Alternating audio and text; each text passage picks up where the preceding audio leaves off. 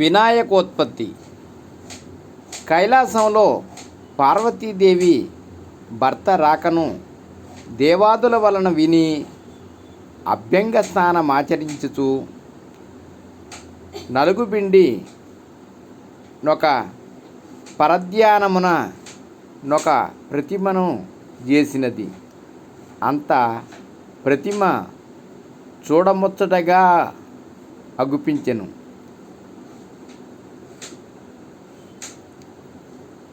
ప్రాణం పోయాలని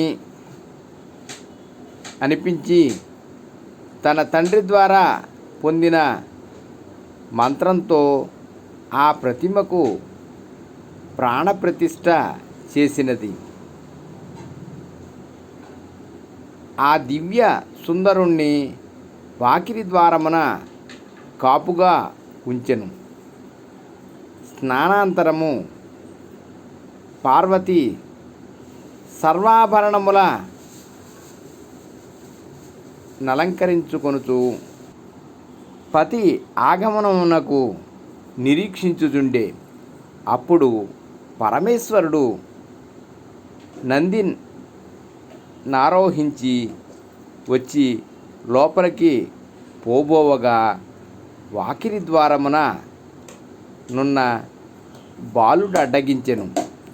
శివుడు కోపించి త్రిశూలముతో బాలుని కంఠంబు దునిమి లోనికేగెను.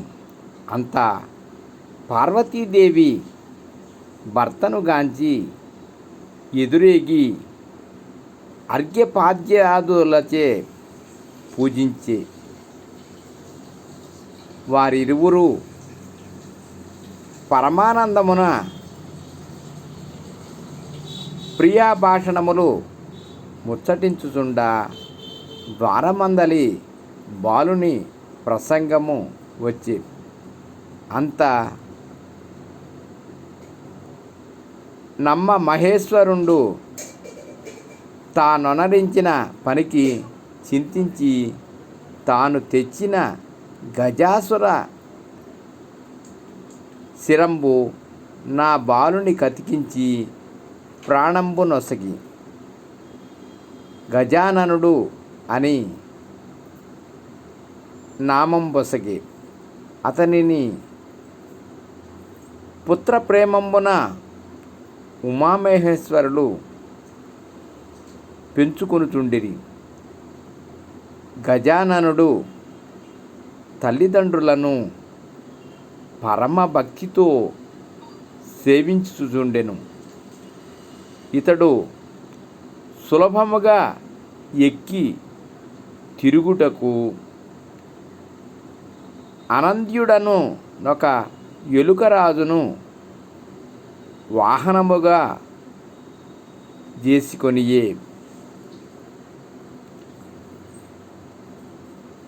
కొంత కాలమునకు పార్వతీ పరమేశ్వరులకు కుమారస్వామి జన్మించెను. అతడు మహాబలశాలి. అతని వాహనరాజు నెమలి. అతడు దేవతల సేనానాయకుడై ప్రఖ్యాతిగాంచియుండెను. సర్వే జనా సుఖినో భవంతు.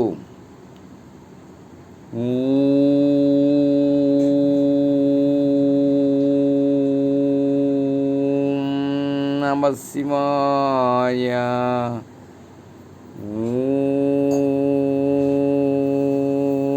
నమః శివాయ. ఓం నమః శివాయ.